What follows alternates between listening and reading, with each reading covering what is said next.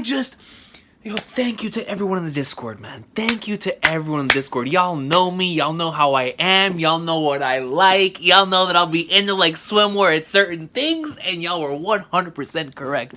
Once again, on Act Age, man. I adore this series. 78 chapters of fire. And right now, we're in the depths of that fire, dog. You remember that painting Hanako drew? That's all of us right now, man. Just swimming in that junk. That's how good it is right now, dog. And I was questioning. I was like, man, can this series reach the heights of the Galactic Railroad arc again? Because that just had so many things that fit so well to it. The following arc, in a different way, was extremely good. In the Cinema Club stuff. The Cinema Club stuff was hitting, man. It really, really was. I don't know if it's because whenever I was in high school, I was in a TV production club. Well, I was in middle school and high school as well, but that was my thing. TV production was my main after-school activity, which is why a lot of stuff in the series really speaks to me. But TV production has always been like my main thing. The behind the scenes, in front of the camera, all that stuff. It just interests me, right? So just seeing all that stuff going down, the different characters and personalities that came into it, and how what was his name again? Asani, the chick who at first did not like Yonagi, and then as the arc progressed, they proceeded to build that sort of bond and relationship together. One thing that I give a lot of credit to this author is that this author knows how to genuinely build character relationships, man. Chiyoko and Yonagi have a genuine rivalry, man. This is something that started off with both of them meeting, realizing that both of them are extremely potent and know exactly what they're doing. They're very capable of their acting abilities, and they're both extremely good in their own and unique ways. And it started off as a friendship. One just wanted to find an equal, so she found that equal, and that one person who just started off was admiring this person.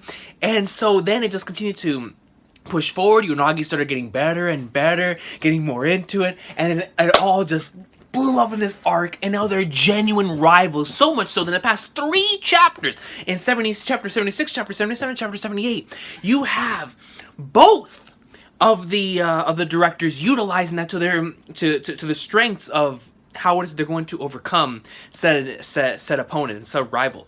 Now, what I love so much about the situation and circumstances in this arc that we're currently in is that we saw it from Yonagi's perspective first and how much she has improved, and now we're seeing how much Chiyoko's going in. So this is a series to where you take it as like, whenever, like, for example, for me with Ippo, I always compare a lot of series to Ippo. In this case, Ippo, whenever you watch a match in Ippo, you can cheer for either or. I mean, literally, like, you can go to a match, and I'm like, yo, I want this guy to win, or I want this guy to win, because of just the way that George Morikawa builds it up. And I feel the same way about Act Age at this point in time, man. Like, if somebody were to put out in the comment section, yo, I want Chiyoko to pwn Yonagi, I'd be like, alright, cool, I respect it. I mean, for me, I'm rocking with Kei Yonagi, dog. I'm rocking with her. She's awesome. She's a great MC. And, I've been loving seeing her progression and everything that's been going down in the story so far. But the rivalry, man, y'all. Rivalries, bro. The genuine build-up to the rivalries, dog. That's my stuff. I love rivalries, man. And just the way that it was built up. Going back to the Cinema Club arc, they, just how it started off, and then it was a slow chapter-by-chapter progression, how it was going to go. And then at the end, it wasn't like this one big victory. She lost, technically, in terms of, she won in terms of the overall objective when it came to Koriyama wanting her to become like a normal teenager, and really wanted to solidify and surround herself with people who would support her whenever she would turn into a situation where, as an actor, you get immersed in so many different roles that sometimes it's hard to come back to who you truly are. And he wanted her to establish that ideal identity with other people, because Koriyama understands individuals, and most people, I wouldn't even say most, every single human being, even though we don't want to admit it, our personalities are forged by who we are inside and what everyone else thinks of us and or supports us as, right? That's the way that our personality and who we are becomes what it is, and when later on what it becomes, after it becomes forged, and it's a constant process. But Kuriyama understands that, and that's why he forced Yonagi into that situation. But it was so cool just seeing somebody that admired her throughout that entire situation whenever she wasn't speaking to anyone, and not wanting to divulge into any sort of after-school activities or anything, because all she cared about was her family. And then of course she got into this whole thing as an actor, learned how important relationships with other people are, and now she's trying to get involved with everybody. Everybody's like, yo, screw this chick. And then what I love so much about it is that in the very same arc, they released a commercial by that one dude. I call him like Kurama, or not Kurama, Koenma, because he looks like an adult version of Koenma from Hakusho, man. I think Koenma just like, you took all the good out of him and just made him a businessman. That's what this dude looks like to me, bro. The one who just keeps using all of them, because he's the one that contracted Asaya and Chiyoko to work under him. So, and Yonagi told him to screw off. But that dude set out a commercial and all this other stuff that forced everyone to know who Yonagi is. And then in the midst of all that, that one chick, I forgot her name again, man. But the one who didn't like her at the beginning slowly became to like her. Then her boyfriend said some fire stuff, yo. I was like, dog, my man's is delivering the truth upon the truth. That there are 3 kinds of people in this world. Yo, what would you be if you no longer had your ability to act? Like, what would you do if that was taken away from you? And he looked like he was talking from experience with his baseball, bro. And I was like, yo, I'm feeling this. The way the panels were structured, I was like, dog, this is amazing. That arc was great. But this current arc that we're in, son. This current arc that we're in. Listen, I have kept track of some of my favorite panels in the series thus far.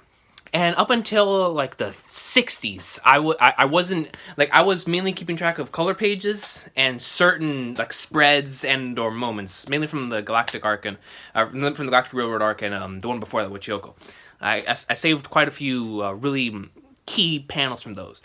But bro, when I saw Jet Set Radio Yonagi going up with Kuriyama taking that, now they call her Shibuya Girl because of the way that she was going around and the thing. I was like, yo, is this Persona, dog, or are we playing Jet Set Radio? But that was a really nice panel. But going into what I initially wanted to talk about, dog, there was a line said by mother flipping the director, man. It's Hanaoka. I think it's Hanaoka, right? The director, the novelist. Yo, man, I think it is Hanaoka. I don't want to get it wrong, but regardless, I guess it doesn't matter at this point. But yo, she said some extremely factual stuff, at least for me, bro. Like, I feel like she was speaking right to my soul, man. I feel like that's what this series does so well, is that it speaks to a whole bunch of different parts of the soul, so I feel like it can reach like a whole bunch of different people. But listen, I love these panels so much that I took them into a folder, uploaded them to Dropbox, just so I could have it on my phone and put it onto my laptop, because I was like, yo, I need to talk about these panels, man. So they were on top of this massive mountain because Yonagi wanted to get like a true sense and true grasp of how a goddess would feel in that type of scenario, like being way above everyone in the world, and she'd never done it before, so she really wanted to feel that, because we know the type of actress that Yonagi is, you know, putting everything based on memory. But now she needs to focus on imagining stuff and imagining certain scenarios, because it does not come easy to everyone. And so I loved how it was a novelist that led down this path, though. Just a bias, just a personal bias, you know? But yo, so then she said this, dog. Listen to this right here, man. After she goes around her whole thing about her story and her backstory and her past and whatnot, and I related to that so much because I was an only child until my little brother was born. So yeah, I felt that junk, man. I also delved in the realms of imaginary friends and imaginary things that you just had to create because you had no one else. You feel me? Like at least that's how it was for me whenever I was younger, and I think that's where like a lot of the stuff that I'm into now comes from, and it's just a thing. So I related a lot to that. But whenever she was like, I'm just gonna read it verbatim. But she was with me, and she's still stuck, and she still waits for me there deep in the mountains. I can no longer see Fukiko because I'm an adult now. My crush had a crush on someone else. My junior high was shut down because there weren't enough students. My parents called, urging me to forget about writing and find myself a husband. These mundane, restrictive facts of life are what turn us into adults. We become bound by the chains of common sense. And then on the following page, she proceeds to say, the reason I create is to break those chains, bro. When I read that, I felt like the words were like this massive blade, and it just went whoosh, and I was like, no, like, yo, that just hit me right in the soul, dog. I felt every single word she said. I was like, brother, I know, I understand, I feel it. I know what it feels like to have other individuals be like, yo, why are you doing this? Give up on writing. And I'm like, you don't understand, man. Writing is the escape. Writing and experiencing stories is how you break those chains, dog. And I was like, yes, I feel it, damn it. I feel it, man. And the following page was an extremely beautiful page. Whenever Yonagi actually manages to use her imagination. Well, no, I think this was from this might be from the same chapter, where she's telling her to utilize her imagination, like, and tells her to breathe in and out, just look out and use everything that just to go outside of the world that she knows. And like, she even tells her to close her eyes. She sets up this atmosphere and this mood. Then when Yonagi opens it again, she opens up and she sees the clouds that have cleared. She's looking out. It's like this. It's like, I made it happen. You made it happen. Just believe in yourself. Riku Ogami has that power. Yo, Ogami's a goat. Riku Ogami, that man's a goat. To hell with common sense. Our job is to reject the dull, everyday world. Welcome to my world. You're gonna get stronger. And I was like, from that moment on, I was like, first of all, man, it's a shame that I keep forgetting her name, dog. Hold on. I have it pulled up somewhere around here, dog. I have it, Hanako, bro. Or Hanako. I said Hanako. Hanako. Alright. Yo, legendary character. From that moment, it was just one of those things to where in one chapter you just immediately like fall in love with the character. I was like, yes, that's what I'm talking about. But then, it just continued to get better and better from there, because then we got one of the spookiest and most incredible panels in the entire thing, where Riku Ogami is out there on the so there's a bunch of people gathered, and he's saying like, "I'll screw this," because Hanako's is not showing up. Flipping Yonagi's not showing up. Well, I'm gonna take things into my own hands. And you see, I have a whole bunch of people asking him a bunch of questions and whatnot. He's like, yo, just shut up, dog. And then you have Joko come in there and Araya coming in there, and it's like, mother of Flagnars, bro. Everybody's coming in. Where is Yonagi? So Yonagi comes in on some jet set radio stuff, dog. I mean, comes up right in. And then you have Hanako go up in like somewhere as well, right behind the director. And then you get the nastiest panel. Now seeing post-training Yonagi. She reaches out her hand. You just look at her facial expression, the eyes. Just the way this panel was drawn was so lit. What will I do with this wrath? And it's like, you see in the panel how much she's changed. How much the imagination changed. It's like, you feel that she truly feels like she's immersed, and she is that character just from seeing the damn page. And I'm like, yo, this is goat. This is fire. And then you have her and Riku Ogami having this back-to-back, just ad-libbing, going up in like swimwear, and everybody's impressed. What I'm super shook by this, though, is that normally when something like this happens, that means that the opposing side, who we did not see, and has to like go up and train, are the ones that are gonna win. Which kind of scares me, because like, of course I want Yonagi to win this entire duel, but regardless, this is just to make them both better, both of the teams better in what they're actually doing. But it's like, when you see Chiyoko work as hard as she's doing, dog, it's like, you want to push for her too, but then you go back and see Yonagi, and like, it sucks, because whenever I got to chapter 78, and you see whenever she gets back to the school, and it's like, yo, thank y'all so much for your help, I now understand, I hope that y'all go and watch my play and whatnot, and it's like, man, I wish I'd had that one next chapter, but knowing Act Age, with the way that it's paced, we probably wouldn't be able to see them in the actual play until a couple chapters from here, but at least I know that I'll be able to experience that weekly, man. But I'm enjoying Act Age. Act Age is fire. I love the themes, I love the concept, I love the way that the characters are built, I love the way the relationships are built, I'm loving the way that like certain arcs transition into others, and it's just really, really enjoyable so far. I'm enjoying it, and like I said, it's hitting the things that I really enjoy in this medium, so it's very nice so far, and I'm glad that I'm enjoying it this much, man, because it's just another Shonen Jump series that I'm just super invested in, and I'm really, really excited about, man. So I don't know what I'm gonna do. I have a couple ideas in mind in terms of like, because there's a couple. It's not just Act Age either. There's a couple other series I want to talk about on the channel that I don't necessarily want to react to weekly, because it's just, I feel like with a series like Act Age, I mean, reactions could possibly be fun, but I feel like it's one of those series to where I'd rather talk about it than react to it, you know what I'm saying? And I feel that way about a couple other series too. But because there's not enough hours in the day to do everything that I want to do, there's so many ideas that I have, you feel me? I'm trying to think of a plan. I mean, I have one in mind that I might try next week, of how I could talk about more series on the channel without having to necessarily make like individual videos. I'm still 100 like getting it in the head, but whenever I figure everything out, I do want to talk. This is definitely one of the series I want to talk about, like on regularly.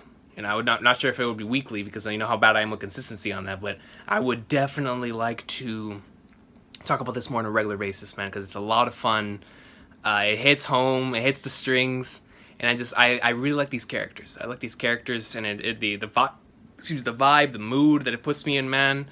It's like, yo, I like it. It's inspirational. It's like, it's one of those series where I'm like, yo, I get it. I understand, man. I understand it and understands me and that type of thing, man. Going back to one more thing about the series before I exit the video. Yonagi's ability to completely immerse herself in her craft and 100% do things and not give a flying fighters about what anybody else thinks, man, is something that's truly incredible, man. But what I love so much about this series is that it not only touches on the positives of that, but also the negatives, that if you do that too often, you may lose who you truly are, which is very, very fascinating. I think that's why I like that Cinema Club arc so much. And like I said, I'm so shocked because I thought that Galactic Railroad arc was going to be like the defining arc of the first couple of like the beginning of the series. But I'm wrong, bro. The current arc looks like it's going to be the defining arc of the series so far. It's had back-to-back bangers, and I'm like, good lord. But I'm definitely enjoying it a lot, man. Once again, a big thank you to the Discord for getting me into it. I've read so much greatness. Read and watched so much greatness this year, man. This is another series added on to the amazing lineup of incredible series that I have experienced in 2019. And I'm so thankful, man. Shout out to the Discord for knowing me and knowing what I like, dog. Y'all are goats. Looking forward to seeing the next thing that I get into. And we'll carry on from there, man. But yo, shout out to Act Age. It's awesome. And I hope to see y'all soon for some more Act Age greatness. Like I said, I don't know what I'm gonna do, and because I already have so many series I cover weekly, I don't want to overwhelm myself in terms of that. Like I would have no problem covering a whole bunch of series. My only problem is that because I want to talk about other things that aren't necessarily happening now, and certain discussions and certain things, that's why I hesitate from covering so many series, because then I'm gonna feel bad if I don't cover this series, but I want to talk about a certain thing. So I try to keep it to a minimum, so if I ever want to like freely talk about something like this, you know, like something like an Act Age that I'm really, really enjoying, I can do that. So we'll see what happens, man. Like I said, I'm cooking up a couple ideas so that I can talk about more series on the channel that I really like. But we'll see what happens, man. We'll just continue to go with the flow and go in like somewhere. But great series. Looking forward to getting some more from it, and hopefully more people get into it, because it's really, really good. It's really good, yo. But I'll see y'all next time. Act Age greatness. Y'all have an awesome sauce of a day. Let me know what y'all think about the series in the comment section down below. And man, I look forward to seeing y'all next time for some Act Age greatness.